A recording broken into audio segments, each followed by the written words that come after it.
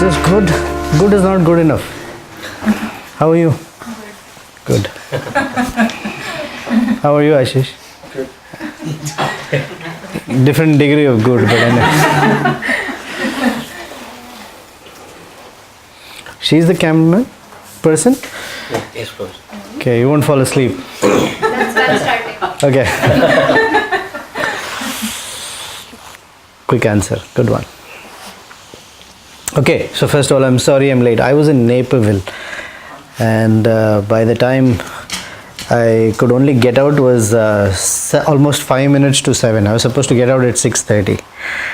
But luckily, because of Good Friday, 55 is open, 294 is open, zoom. I'm here in 45 minutes. Anyway, thanks to Jesus. Yeah, so today we're going to talk about what's called prism of consciousness. So we've done this topic previously in different ways. But generally when you hear the word prism, what comes to mind? Newton. Huh? Newton. Newton. Not who. What comes to mind? But okay, who comes to mind is also okay. Newton. It's white light into its constituent colors. Correct. That's primarily prism, that it takes what we think as monochromatic light and actually breaks out or brings out the spectrum. So we get to see that there is more than what meets the eye. So just the way the prism allows us to see the components of white light, there is our consciousness. Our consciousness primarily is demonstrated how? How does our consciousness, how is it demonstrated? Through alertness. Through alertness. Okay? Actions, characteristics. Our actions. Conscious means there is life. And life means movement of words, movement of thoughts, and movement of body or action. Right? Now, I'm sure you've noticed that in this world, there is a whole bunch of variety. Agree? Not everyone is the same. Alright. So then, if there is variety, the first question is, why is there variety? And what causes this variety? How does this variety affect me, you, others, right? So we see, especially the variety is in both consciousness and of course inanimate matter. But help me understand, what kind of variety of consciousness do you generally see? How do you see variety of consciousness? Each person has a different consciousness, right? Each person has a different? Each person has a different consciousness. That is correct. So can They you do. say like different states of consciousness? Yeah, so give me an example. Like some person may be really calm and understanding. Some people will be haphazard and animated. Some people will be medium. Like that. Some people are very angry, some people are very violent, some people are stoic. Okay, but that's not just in people. There is consciousness manifest pretty much everywhere, right? And consciousness generally is demonstrated by the vehicle that it travels in. Okay, the body. So depending upon our consciousness, we have a particular body. For example, someone wants to lose weight or gain weight, whatever. That's my consciousness, let's say, or someone's. Then because that's what I want to do, I start acting or behaving in a particular way that's driven by my consciousness. Right? I'm aware. I am conscious that I don't want to eat this, I want to eat that, I should eat at this time, I don't want to eat at that time. And by that consciousness, my actions will transform my body. Or I want to get somewhere, I want to go to United States. We all came, all primarily came from India, maybe from Chennai, but you get the idea. We all wanted to come. So that was our intention. We moved in that direction. Of course, there's also the visa. We'll talk about that, how Daiva works and all of it. But in general, and we're here. Not that everyone who tried is here. So we'll talk on that too.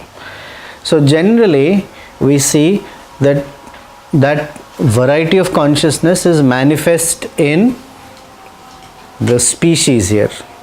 So we are human beings, but there are other species also, no? So according to our Vedas, it says this is the classification. This is Lord Brahma's classification. Now we may classify differently, and that's okay. Each scientist can classify differently. They can create their own classifications. That's okay. But Lord Brahma, the chief scientist, his classification is Jalaja Navalakshani. Jalaja means those who are born in water. Jalaja. Ja means to be born, right? Janmashtami, like that we say. So Jalaja Navalakshani. There are 900,000 species of aquatics. Sthavara Laksha Vimshati. Sthavara means trees, basically, that are stationary, they don't move. Plants. Laksha Vimshati means 2.1 million. Kramayo Rudra Sankhyayam. Krama means step by step. Those entities that crawl. Rudra Sankhya 11. So 1.1 million. Manushyanam, basically the number comes to 400,000 species of human beings. Now, have we met 400,000 species of human beings? No, we met a few species, correct?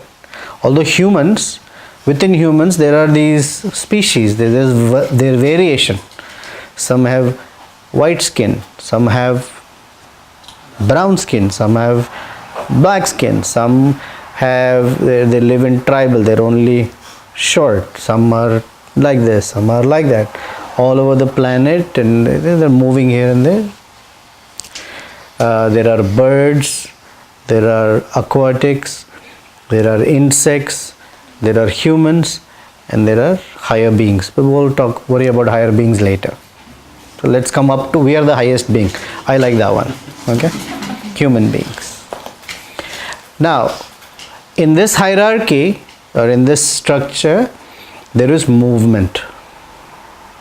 Generally, when we say Hinduism talks about reincarnation, that's how people say. Half the people don't understand what that means. Okay, so our consciousness is driven by something more. The driving mechanism is called desire. Or we say ichha, or intent. Sankalpa, that's determination, but intent. Intent drives what we want to do. We have an intent, we have a desire, and then we move everything around that. So far, okay? Any objections, thoughts, questions? Alright. So, according to intent, then comes action. Then we act because I have an intention. If you want to analyze it further, they say that there are two phases of action. First phase is called subtle action. The second phase is called gross action. Subtle or gross means that which you can perceive. Subtle means that you cannot perceive it, but it is happening. So the subtle action is in three pieces: thinking, feeling, and willing. Let's say I'm thirsty. So I think I need water.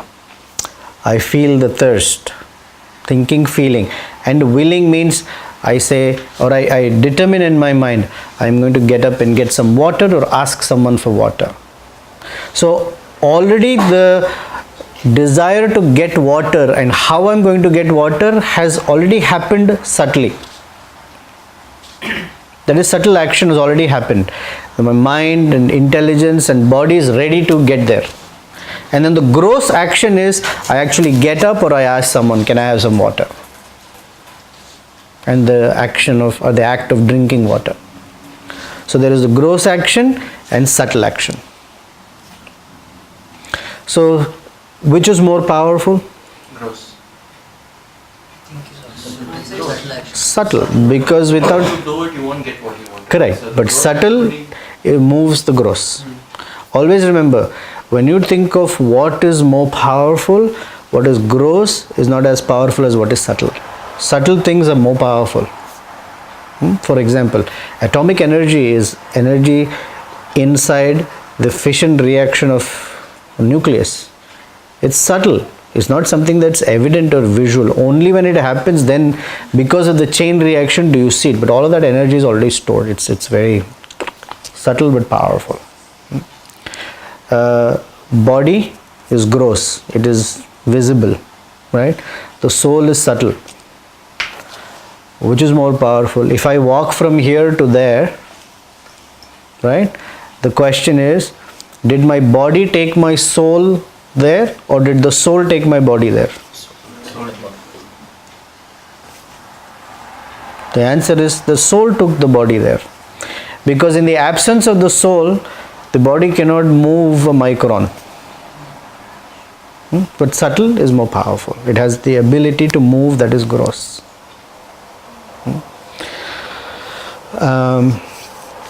So what's working on the subtle level are the mind and intelligence. And what's working on the gross level is the body with the 5 senses. Actually 10 senses.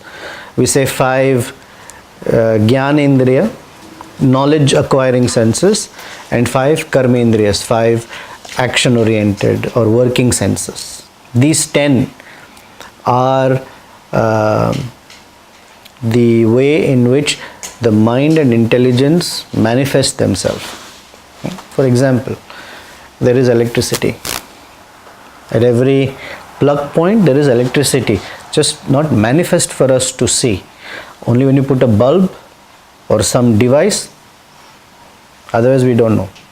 We just know that electricity is there, you just can't see it or feel it or perceive it unless you put a device, a machine. So the body is a machine.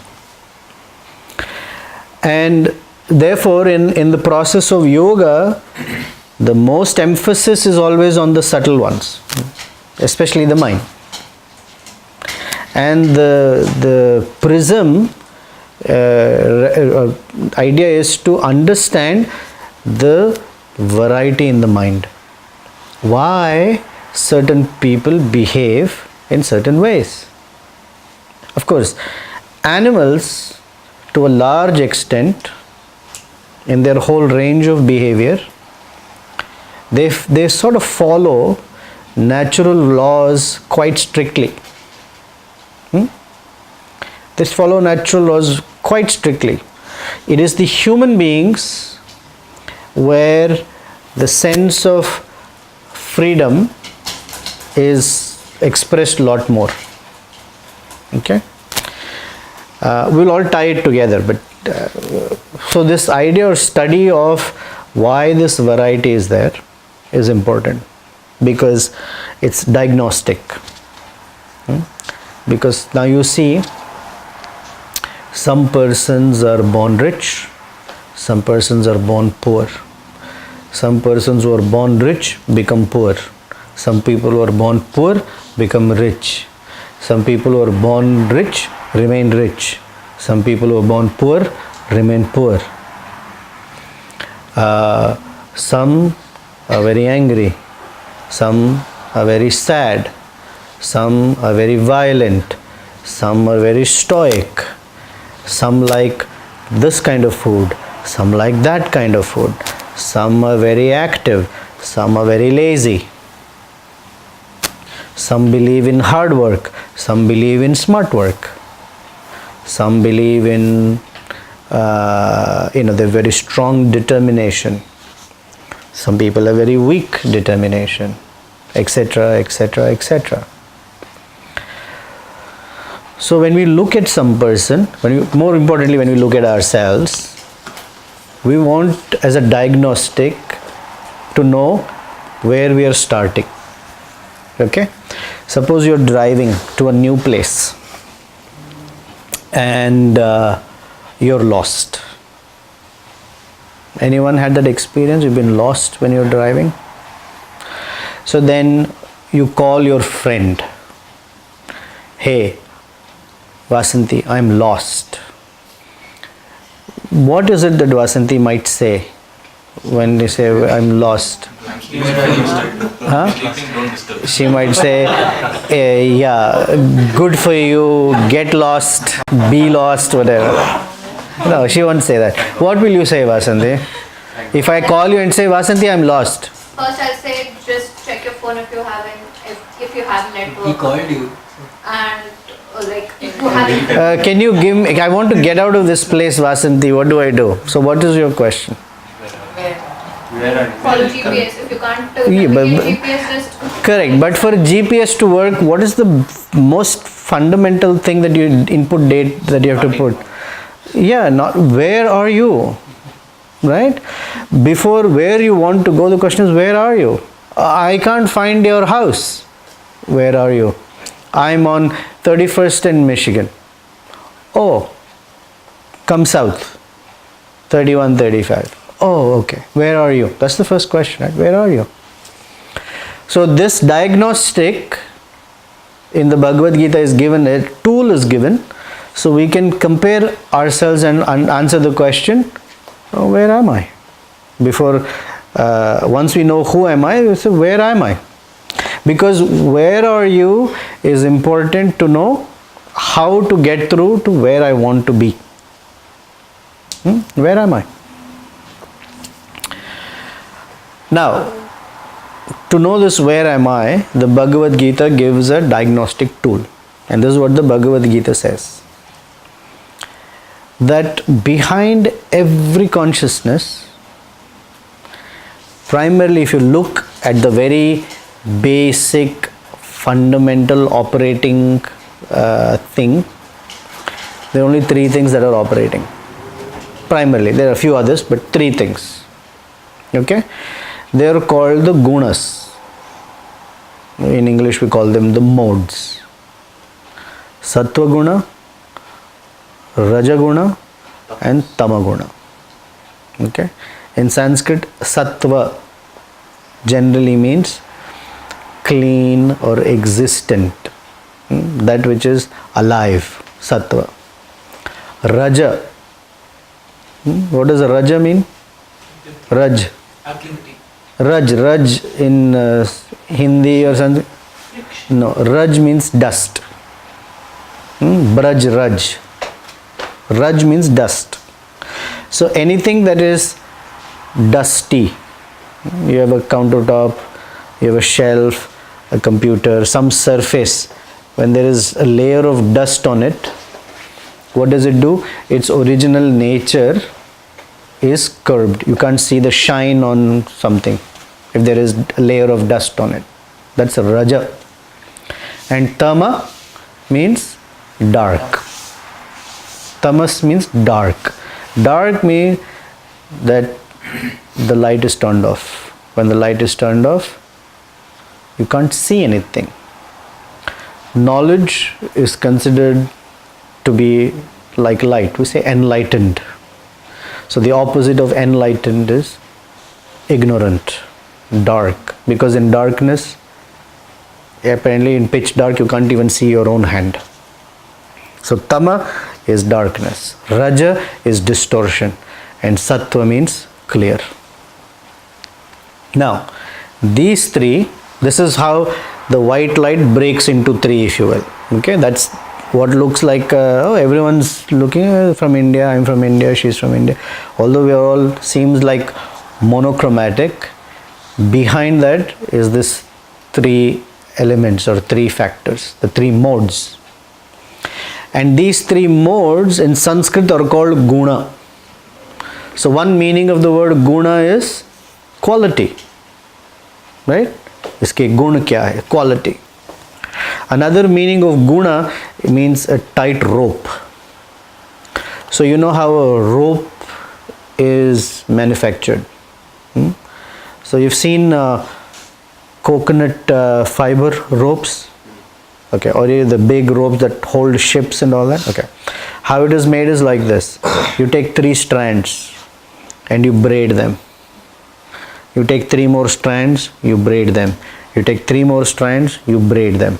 Then you take these 3 braided and then you braid them again. Like that, you take 3 more that are braided and you braid them together. So as you keep braiding them, right, and then combine them, they start becoming very thick and very strong. So guna means a rope that is very strong. And according to the Vedic knowledge, we are all tied by the gunas. We are tied in the sense that they influence us tremendously. So when you take 3 and you combine them, then you take 3 more and you combine them, you take 3 more and you combine them, you get a whole bunch of variety, right? Or you take the 3 primary colors: red, blue, yellow. These are the 3 primary colors, right? You take these 3 and then you start combining. When you combine blue and yellow, you get green. When you combine red and blue, you get purple. And then when you combine red and yellow, you get orange. Now depending upon the proportion of red, proportion of blue, proportion of yellow, you get a range of colors from dark purple to light green to dark green to light orange to dark orange and anything in between, right?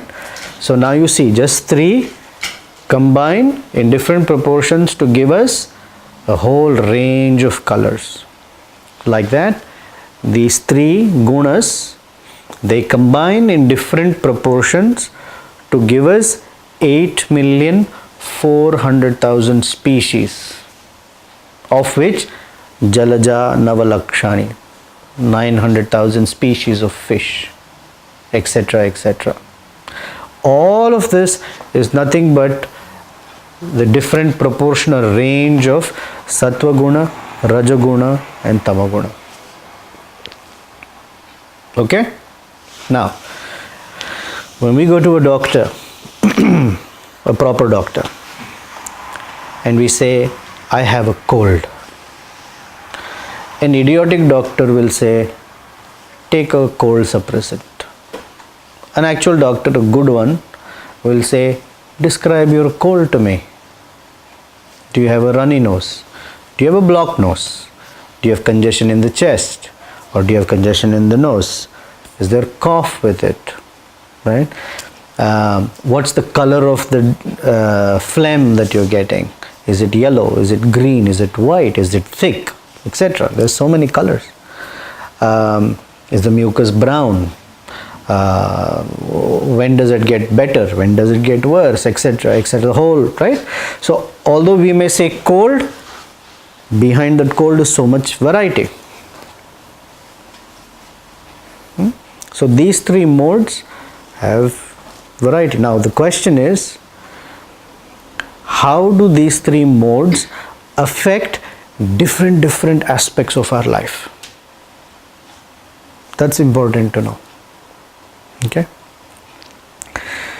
Before we get to how they affect our life, we should know their characteristics, so that when you see it, you recognize it. Oh, that is Sattva Guna. Oh, this is Raja Guna. Oh, that is Tama Guna. Right? Characteristics are necessary for describing an item. I spent my career, a big part of my career at the Nielsen company, and we used to track grocery sales. And I'll tell you why I'm boring you with this nonsense. So for example, when you go to a grocery store and you buy a 6-pack of Coca-Cola, okay, you go to the counter and they will scan the UPC, correct, and you bring it home. That data from all grocery stores of all different types of stores is all brought into Nielsen, and the one thing that connects all of this data is the UPC code, because the UPC has whatever 13 or 14 digits, and it tells you who the manufacturer is, what the item is. Now for that item to be described, you need to append what we used to call characteristics. For example, this product is Coca-Cola. Then you have to append size, 12 ounces, 1 liter, 2 liter. Then you append plastic bottle or aluminum can. Then you append more data. Is there a promotion attached to it? There's certain type, because in certain basketball season they put Michael Jordan's name on it or whatever. Then you add, is it 6-pack or single units? Then you say whatever, this whole bunch of things get added. Now the more you add characteristics, the more descriptive this becomes. Otherwise, if you tell Coca-Cola, you did well, you sold a lot of Coca-Cola, the product manager will say, what sold well? Single cans, 6-pack, 12-pack, case? Where did it sell? In a grocery store, in a convenience store, in Costco? What flavor sold better? Whatever, this flavor, that flavor, well. And you say, no, Coca-Cola sold well. The guy says, I don't know which to promote. So like that, characteristics make information richer or data richer. So Krishna is the original marketing person. So he already gives characteristics for Sattva Guna, Raja Guna and Tama Guna. So the primary characteristic he says is Sattva Guna makes a person happy, joyful and active or enlightened. Raja Guna makes a person very, very intense and ready for action. He is very active. And Tamoguna puts a person to sleep, makes a person inactive, sleepy, unhappy, primarily. Now why is Krishna describing this and more details? Simple. Remember the word guna. We are tied by these ropes. Okay? So in jail, Prabhupada would give this example. 3 people are in jail. Okay? And I'm going to ask you whose condition is better. So hear carefully. There is one guy who is in a cell that is very small and he's by himself. Okay? Very little room for movement, really restricted. Another guy is in a cell where it's a bigger room with 5 or 6 other people and has his own private bathroom, individual bathroom. And a third one is in house arrest, arrested in his own house or her own house, cannot leave the house, like Martha Stewart in one side, cannot leave the house and all that. So whose condition is better? House arrest. Why? I mean, he is in his own comfort zone. Okay. I think the first one. First one is better. First one is better? Why? Because more chances for him to reform or change his behavior. Then the house arrest guy will probably be like, hey, you know what, though I did a mistake, I'm in my house, I'm at my comfort zone, I'm not going to change. Even if something happens, I'll still be in my house. But the guy who's in the cell, he probably like, no, I should change my ways, this is not a way to live a life. Better chances. Does the reason why they're in jail also affect the answer of the question? We'll come to that also. We'll come to that too. Then I go with the house arrest. Okay. So what it seems like, the person who's in the house arrest is better off, but the answer is they're all under arrest. That's important. So I may be in the comfort of my house. I can't leave the house. Nobody can come to meet me. So what's the use of such a big house? Yeah, I have a nice refrigerator, whatever. I order groceries, but I can't leave anywhere. It's still... Online. Yeah, exactly. I can order online. I cook online. I don't see one human being for my life. So while it seems definitely... No, it is definitely A, in the sense you have a lot more freedom per se, but it is all within the limited framework of arrest anyway. Right? If someone comes and says, how would you like to be arrested? We don't say A, we say we don't want to be arrested at all. Right? Only a stupid person will say, I'll choose A. We'll just say, no, I don't want to be arrested. True?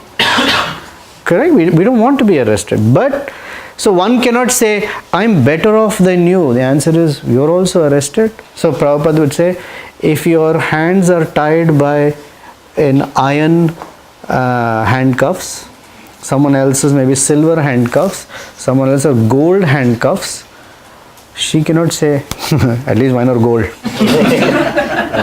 Handcuffs are handcuffs. Right? But what's it? Gold handcuffs. The handcuffs. So these guna are like handcuffs. They completely control our life. They pretty much move us in one sense. But we think, I'm choosing. Okay, so we'll come to free will, perhaps not tonight. So hold your guns on the free will part, that's coming. Okay, because I want to develop this, we'll get there. But the gunas pretty much bind us. So Krishna says, one may think that one is acting on his or her own, however, one is being driven by the gunas. And he says that one who's bound by sattva guna is bound by a sense of happiness and knowledge, but that is binding. And because they are happy in what they do, they cannot make any change for others. It restricts them. I like it. I don't like to change what it is. It's good. For example, let's say you had a busy week. You have some time to read a book and relax because it's nice. You wanted to read something. Someone comes and disturbs that. And you're like, no, I had planned for this. This is a... Right? So Sattva Guna binds a person like that. By knowledge and enlightenment. Happiness and enlightenment. Rajaguna binds a person by competitiveness. Whatever it is, they have to compete. They have to win, or at least make an attempt to win. That's mine. And Tamaguna binds a person by sleep. So Krishna says, so when a person faces a challenge, there are at least three types of responses, three categories of response. A person who's facing a challenge will think, okay, I have this difficulty, what should I do? Because there's knowledge and enlightenment. Okay, what are my options, etc. A person who's affected by Rajaguna runs first, thinks later. They don't think, they only react quickly. They don't think through, hey, what is the consequence of this action? They just say, they just do, they don't think through. And the Tamoguna is like, this is too big, sona padega, I have to sleep. I can't deal with this, I have to sleep. I can't face this, this is too big. Or they will get into some dark space. Time wasted. I know I have to take care of this. Right now, something. I have to escape from this. Some dark thing they will do. They will drink, whatever. Something that takes them towards darkness. Darkness means ignorant. Unaware. Nowhere to complete the goal. Nothing, but just no action. People were. He's kind of, what's the word? No. One second. Procrastinating. Procrastination is one of the symptoms of tamoguna, right? So like that. So Krishna then says, although these are primary ways in which the gunas work, each aspect of our life indicates how the gunas are working. So he gives a list of 14 or 17 items. First, he says food. Okay, before we get there, even in human beings, like we're saying, in animals and plants also we have sattva, rajas, tama manifesting. For example, a plant that gives fragrant flowers and sweet fruit generally is sattva guna. A plant that gives poisonous fruit or cactus is full of thorns is driven by tamoguna. Like a plant doesn't give anything, just leaves. Most of plants in America, when you see outside, except some gardens, green leaf, they're designed in a very rajasic only. In birds, in animals, wherever you see, there are rajas. So for example, a rajasic animal is a tiger or a lion.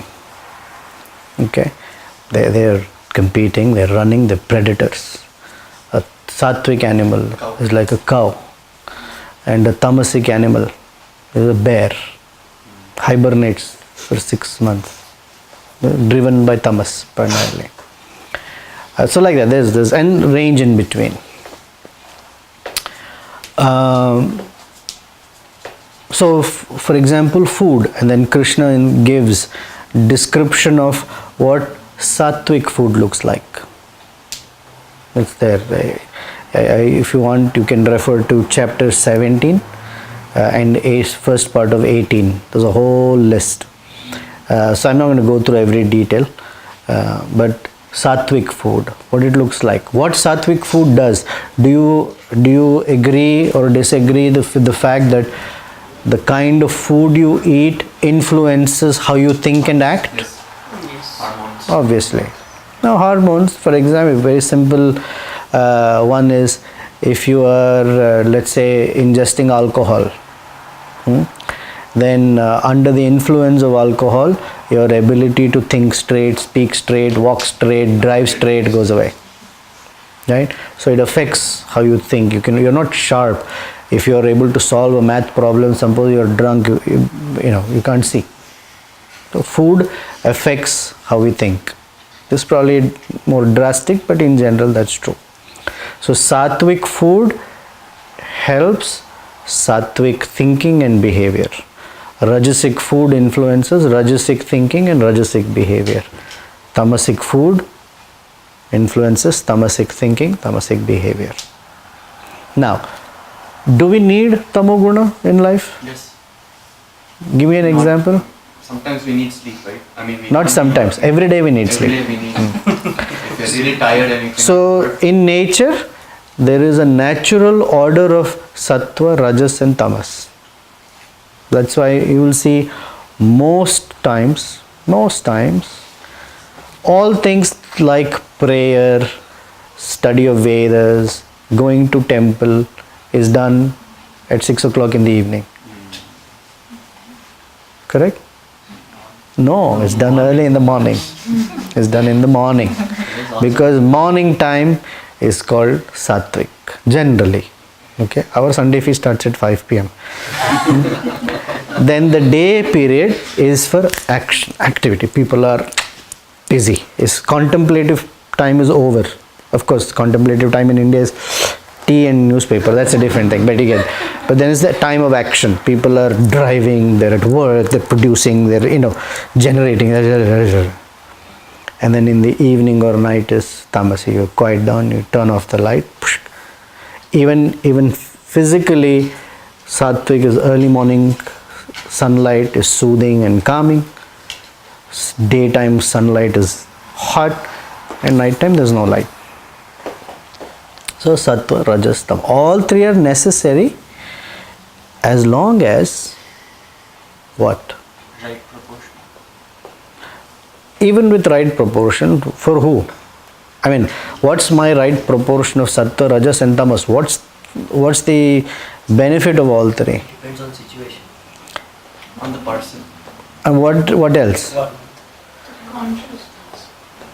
Consciousness, but be more descriptive. At the end of the day, what matters? Where you're going with it. Where am I? Question is, where am I going with it? So, for example, I mean, Srila Prabhupada would, I guess, perhaps humorously, but say it. A vulture has great eyesight. It can fly a mile high and can spot a little rabbit on the ground. Vultures don't look at live animals, they can spot a dead animal. So he would say, excellent eyesight used for finding dead bodies. I mean, nothing against the vulture, but you get the meaning. You have excellent eyesight. What are you looking for? Dead bodies? Carcass? You may have great brain, great thinking capability.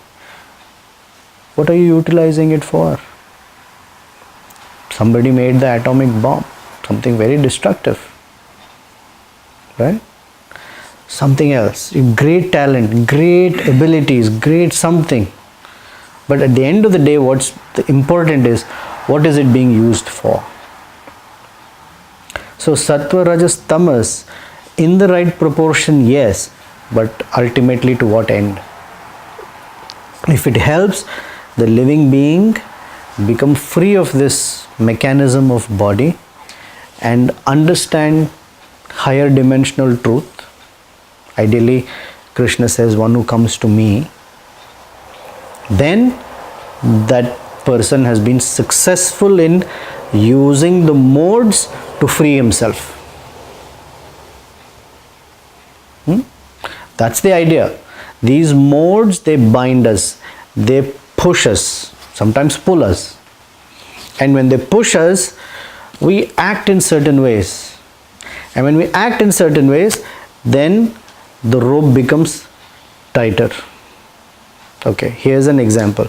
Suppose you have a rope tied to your hand and it's tied to a pole and you pull hard. Doesn't the knot become tighter? It's like that. Although the modes are pushing us, we act, then the modes influence us even more. The question is, why like that? If the modes are pushing me, the question is, the modes are material nature. Nature by nature is inert. And only it is my desire that moves the modes. The best example that comes close is the car, is a car, okay? Who's moving who? The driver is moving the car. Isn't the car moving us from one place to another? Or is the driver moving the car from one place to another? The engine, that car can't take us anywhere. So at what point? But then without the car, the driver has nothing. Exactly. So who's moving who? Once I'm sitting in the car, who's moving who? We are moving each other. Initially it's the man. It's mutual. Correct. Not mutual. It can change. Roles can change. For example, it is always the driver moves the car. The car has the ability to move but cannot move without my intention to drive it. I can sit in the car, it will not move. I can turn on the car, it will not move. Only when I put it in gear, it will move. But I have to put it in gear. Even if it's a self-driving car, I have to put it in gear. Now, once I put it into gear, I become inattentive. Then the car takes over. Right? But I cannot blame the car, although the car took over, because I became inattentive, because I'm still in the car and I let the car control me instead of me controlling the car. Correct? So the soul is in this body, which is a vehicle. Although I want to drive it, I have certain intention, and when I become inattentive or sleeping, then the car is moved by the mechanism that it is built by. So by car you mean the mind's thoughts are moving. The thoughts are the intention to drive. This is, mind is also considered the subtle vehicle, but it's the vehicle. Right? The soul is there, therefore all these are active. If I am not there in the body, it's not thinking or anymore, right? There's no thinking capacity. Only because of the soul, the subtle body and the gross body both are active. So this is how the modes of nature influence us. So it's important to have a diagnostic tool. What mode is affecting me? That's one. Second, one should try to increase the proportion of sattva guna in one's life and try to reduce and minimize rajas and tamas influence. And it is like this. We are in this room, okay? If we turn off all the lights, can't see anything, and we are just sitting in this room. This is like tamoguna.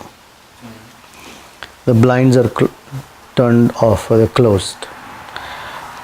The second rajaguna quality is the blinds are closed, there are lights inside the room, and we are moving about here and there, right?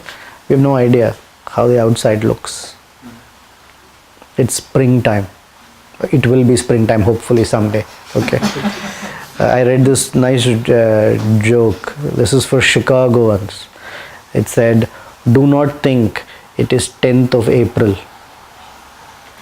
It is just 109th of January. That's how Chicago is.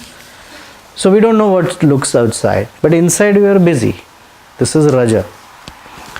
But when you open and you see, maybe not of this window, but nice scenery, sunshine, lake. So that window is Sattva Guna. So Sattva Guna is the window into transcendence. You are not there, but from Sattva Guna you can see what transcendental life, life of bhakti to Krishna, what it looks like, we get a sense of it. With the windows closed, it is Rajaguna. We are busy in the room. We don't know what outside looks like, what outside the prison, what outside or freedom from the gunas looks like. We don't know. And in tamas, we really don't care. Yeah. So our final aim is to get rid of all these three gunas. Correct. With Correct. the help of increase in sattva guna. Correct. So there is, by default, tamaguna is the most powerful in most Kali Yuga human beings. Okay. Rajas is less, sattva is much less. Okay? By giving attention and intention and living a lifestyle, we want to increase the proportion of sattva guna. As long as we are in the material world, some raja and some tamaguna will be there. And shuddha sattva means completely free of any rajaguna or tamoguna is the quality of transcendence. And when one is in the transcendent level of consciousness, one is not bound by this body, which is nothing but that guna, rope made of sattva, rajas and tamas. So you said like in Kali Yuga we have lot of tamaguna. So Because God consciousness in general is very low in Kali Yuga. right, but in the very beginning, how this proportion was set? Right. So we have morning, afternoon and night. So like that there are four Satyuga, Treta Yuga, Dwapar Yuga and Kali Yuga. So those who didn't make it during Satyuga show up in Treta Yuga again. Those who didn't make it at that time also show up again. Then show up again in Kali Yuga. You do nothing, you'll wake up again in Satya Yuga. And you'll still keep going through. Have you seen or known persons who go through life aimlessly, meaninglessly? No? You haven't. Maybe you are fortunate. You have not come across. I've come across example sitting in front of you. So these three gunas are not properties of soul. Nope. The properties of the body. Properties of matter. Matter. Soul is Shuddha Sattva. Sat Chit Ananda. Sat, it's pure consciousness. It's pure, it's free of the modes of nature. But it is trapped inside a vehicle or a body or a machine that is full of these modes of nature.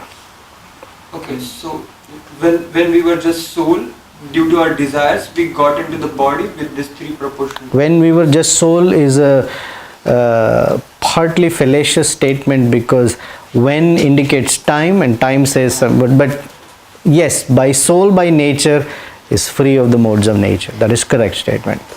And after that, due to our desires, we chose that body. We didn't choose the body. Because of our desires, we become eligible for a certain body.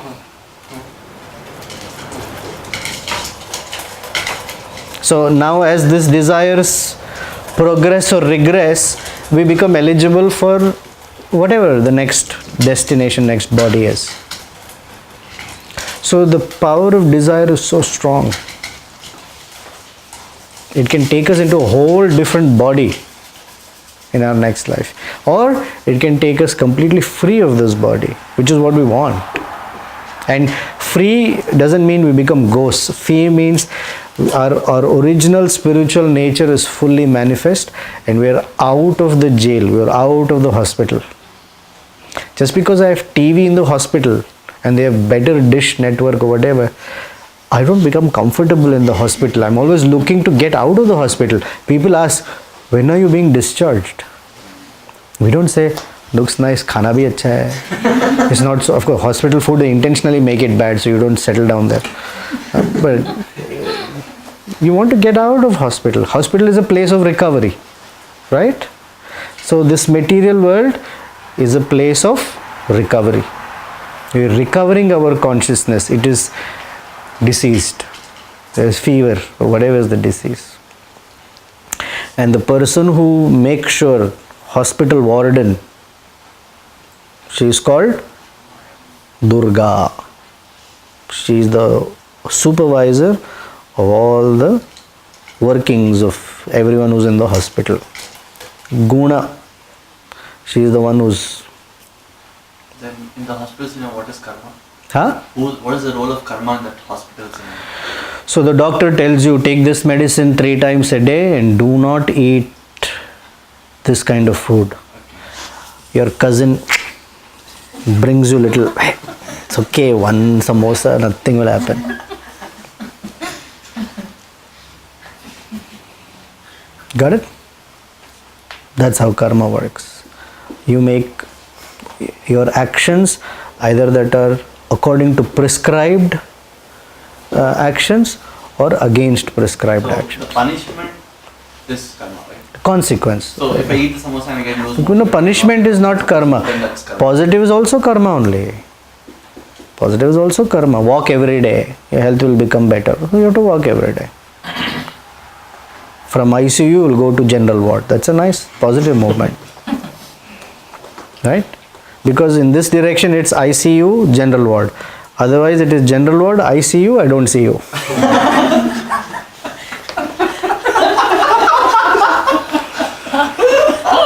Simple. That is how it works.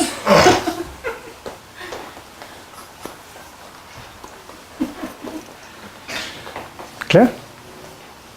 But just karma, going from ICU to general ward back to ICU, that is what we are doing.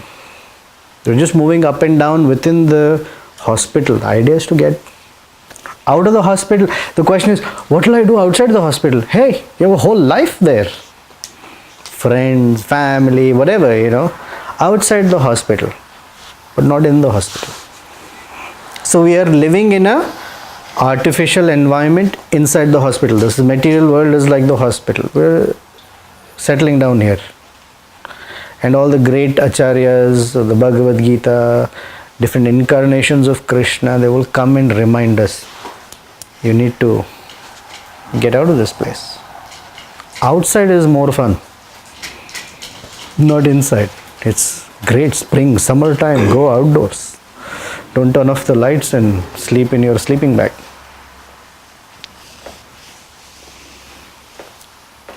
Thoughts, comments? Something? Okay. Make sense? Does not make sense? Is that a yes or is that a no?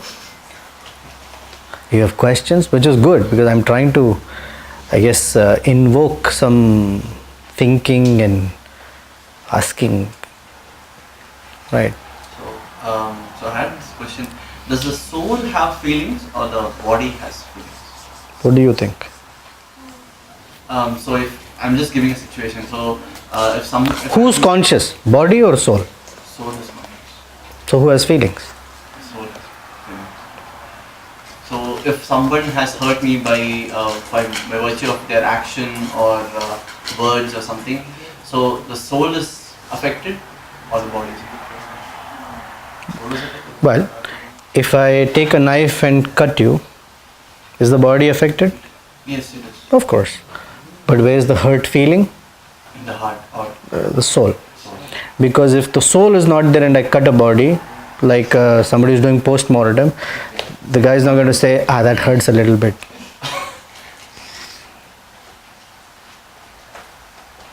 However, in the material world, the soul's feeling is perverted or distorted by the mind. Okay? So, I'll tell you an example. You are my very dear friend. Okay? And I'm sure you have friends where you tell each other, you're an idiot. And we will laugh. She's not my friend. She tells me, you're an idiot. Okay? My mind, my soul actually has nothing to do with you or with her. But because of the mind telling me, this guy is your friend, you say idiot, I'm like, you say idiot, and oh. It creates this sense of, this is my friend, this is my enemy. For example. So the mind is a filter in between. So all the data that's coming in, the mind has its own interpretation. And the soul therefore rejoices or suffers because of the mind. And the idea is to purify this filter, the mind, to purify it. And for it to become purified, there is a layer in between the soul and the mind. Actually 2 layers, but one primary layer called ego. And that ego tells me a sense of identity, who I am. I am his friend. So what he says comes through a little easier. I am her enemy, or she is my enemy. So when she says something, it is blocked. Okay, or I am Indian, right? You make a joke about India, I may not like it. But I am Indian. You make a joke about Pakistan, I may not care. Okay, whatever. Because my ego gives me a sense of identity. I'm South Indian. I'm North Indian, whatever. I'm not. It doesn't affect me. So like that, I have different facets to my ego. And that distorts the soul's experience in this world. So you said there are 2 layers between the mind and the soul. Intelligence. Intelligence. So it is ahankara, buddhi, manaha, and the senses. What about the intuition? Where does the intuition come? There is nothing called intuition. What is intuition? What do you mean by intuition? What do you mean by intuition? Intuition, desire. What like Krishna says that I am that intuition. So that is even subtler. In the heart of the soul is sitting Krishna, Paramatma. And prompting. What is he from? What is he from? If Prompting us to find him. So, okay. Not right away. He doesn't say eat 4 gulab jamuns today. No. Paramatma has no business there. If we have a problem in life, if we sit in one corner and meditate on the voice of the Paramatma, can we get some kind of a direction or a solution? Paramatma's business is not to solve our petty problems. Paramatma's business is always to guide us to him. He may guide us to solve a problem, so our awareness of him may become stronger, then it's okay. But he's not interested in, oh, you lost $10, you should get a better job, let me help you. It's irrelevant to him. What we think of as a guidance from Paramatma, 95% of the time is the mind prompting us, not Paramatma. So the question is, how do I know? How should I know whether the prompt from within is the mind or Paramatma speaking? How to distinguish? We don't have the mechanism to distinguish it. So we do something.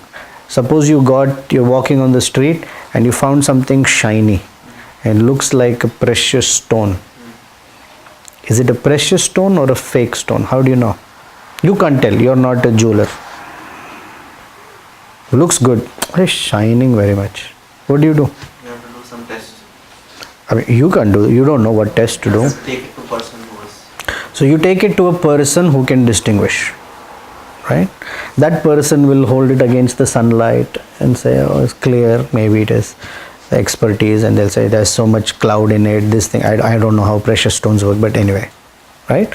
So like that, when one gets the prompt, one takes it to Guru and says, this is my inspiration, how do I know? So that's one test. Okay, I'm somewhere, I cannot reach my Guru or persons that are guiding me, but I want to have a quick litmus test.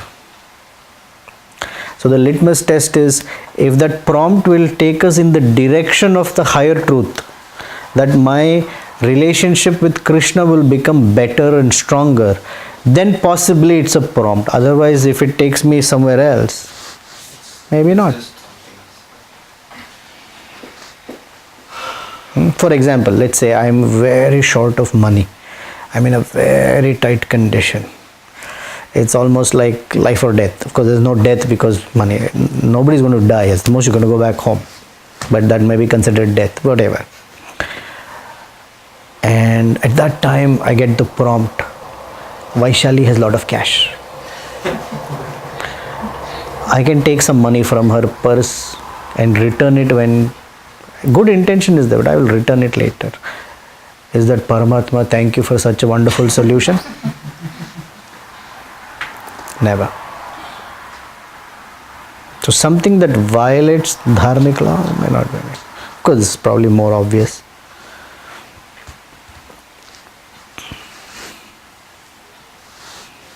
Always better to refer to someone.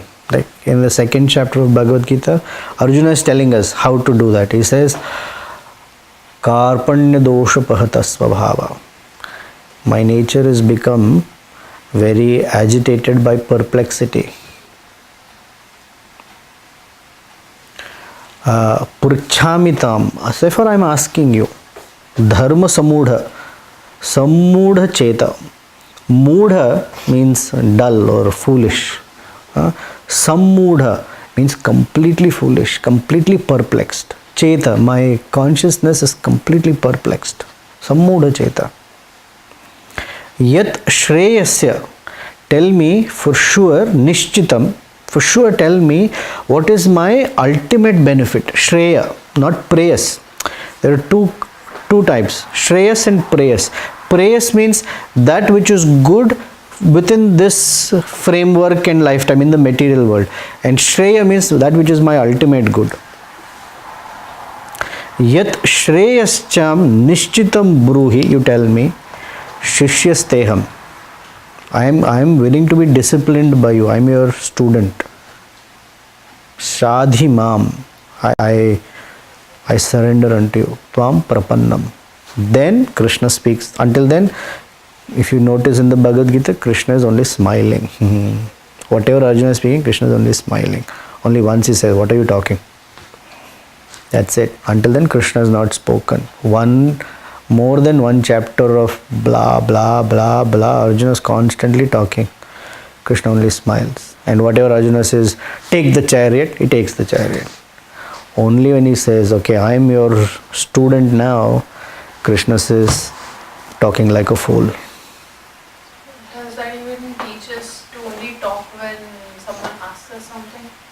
Or Well, no. It says we should ask from a guru. That's the real lesson. Inquire from a guru.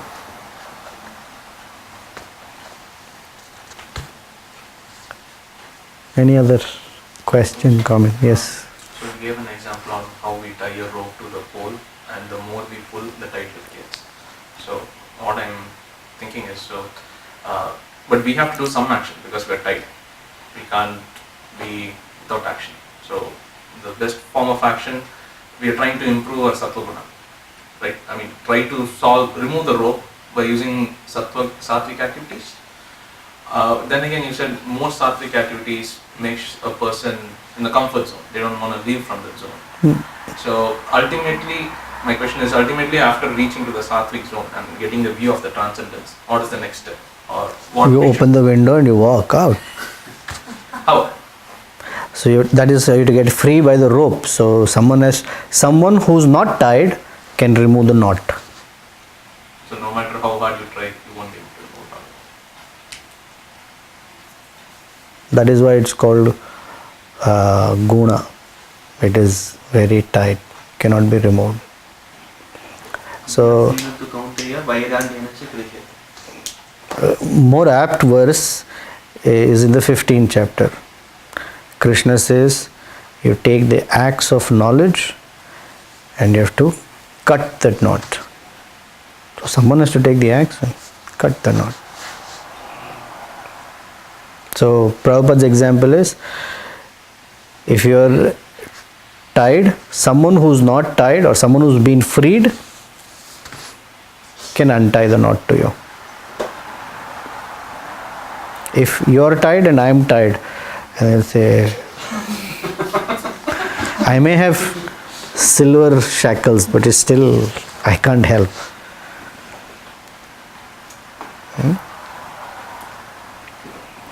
Some people take other means, and the Bhagavatam gives the example that anything other than surrendering or taking shelter of Krishna is like holding the tail of a dog and trying to cross an ocean.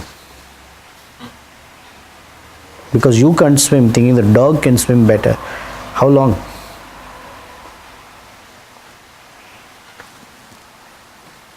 But that's the purpose. And to have a diagnostic is important. So, at least, what is my lifestyle look like? Am I cultivating a little better towards sattva guna? So there is the food that we eat, the activities that we do, the kind of charity we give is also sattva, rajas and tamas. For example, give me an example of charity that is tamasic. Tamasic charity. Giving party in a clubhouse. Giving party in a clubhouse. Tamasic charity. Yeah. You just give it to someone and Buying you don't the- care what they do. Buying a whiskey for us. Giving someone alcohol. Hey, I'll buy you a free drink. That's tamasic charity. Very good. Why? Because the consequence. Right? Rajasic charity. Remember, competitiveness. Buying Red Bull for Showcasing your charity. Very good. So one of the things about Rajas is competitiveness. I have to win. So in front of everyone, this is I did it. Because it's not who I helped, but I did it. Sattvic charity? That's okay. So tapasya in the so Krishna gives examples, okay? So you want to give me an idea of tamasic tapasya? Yeah. Say something. Tapasya. Okay. Tamasic means that which is dark, destroying, detrimental. You don't tapasya. So some meditation or some difficulty that you take on, some voluntary austerity that you take on. Like trying to hurt yourself. There you go. Not suicide. Suicide is different. But people do, Krishna says, unnecessary fasting, for example, where you hurt the body is not good. It is tamasic. Generally, only supposed to fast 2 days of the month, Ekadashis, and the appearance day of any of the incarnations of all other fasting is punishment to the body. So skipping any particular meal like breakfast. Yeah, it's cause unnecessary harm. Or people just say, oh, anyway, I was going to make a joke out of it, but that's okay. Rajasic tapasya, again, I'm performing some austerity because I am looking for some particular gain to come back to me. So Hiranyakashipu, standing like this on the toes of his feet for a long time. And then when Lord Brahma appeared, what do you want? I want to kill Vishnu. All this austerity, I want to kill Vishnu. Or Jayadratha, he also went to the Himalayas and did very intense tapasya for Lord Shiva. But what motivated him? That he was insulted by the Pandavas. So he had grudge. I have to destroy the Pandavas. So he went to pray to Lord Shiva. Like that. So Lord answers the tapas whether it's Rajasic, Tamasic or Sattvic. Which Lord? Lord No. Because in this No, Lord in general, no. In which case? in this case Shiva came and So Shiva is different. Lord Vishnu never responds. That is why I went to Lord Shiva. And Lord Shiva, he also asked. So he said, okay, what do you want? I want to destroy the Pandavas. He said, you're a fool. I cannot give you a wish that you can destroy the Pandavas. But since you have performed so much austerity, I am obliged. So this much I will give you. One opportunity where you can curb the Pandavas. He said, that's enough. I'll take it from there. I'll finish them there. Whatever. But I'll give you that much. Only once you will be able to curb the Pandavas. That's it.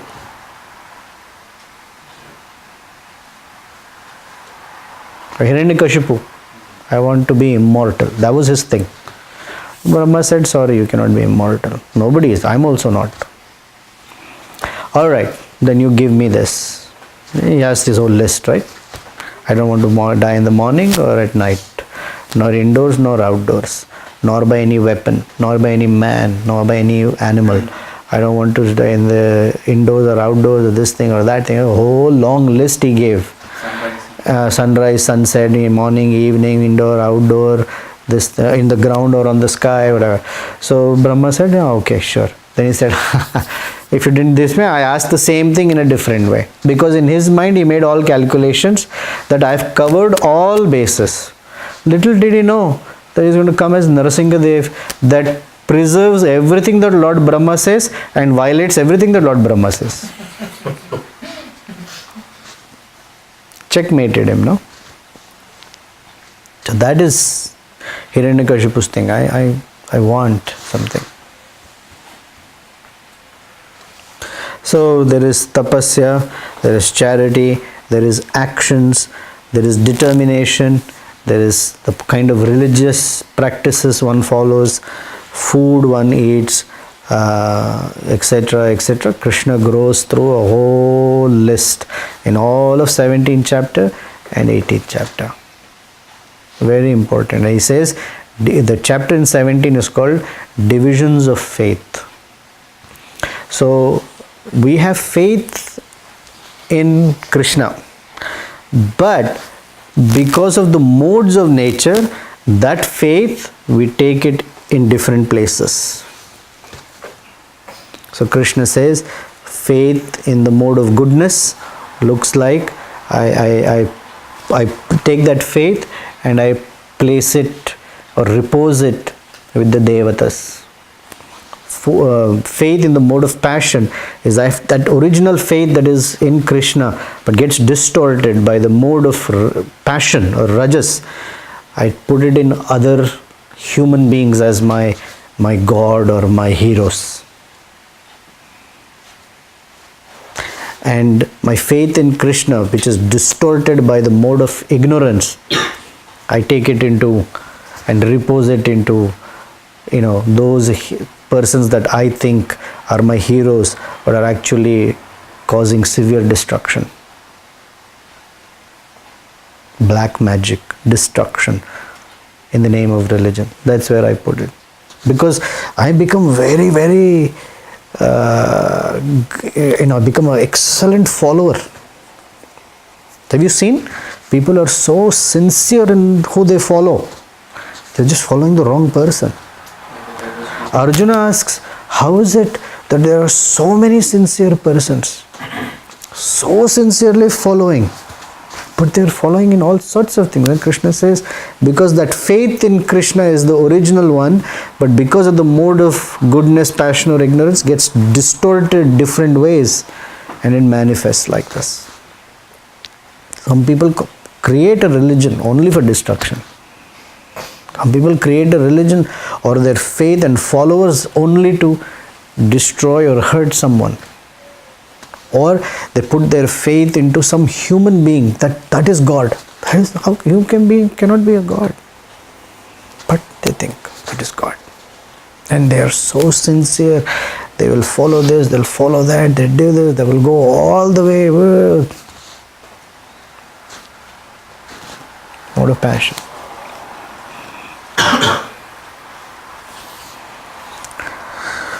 Philosophy on empty stomach doesn't work too long, correct? It's also 9 o'clock. So we'll pause here, have dinner, see if there are any questions. Once stomach is also full, then the upper floors also start working. The elevator works in the upper floors. But anyway, thank you. Sorry I was late. I didn't intend to be. So I'm sorry, but thank you for waiting for me. Hare Krishna.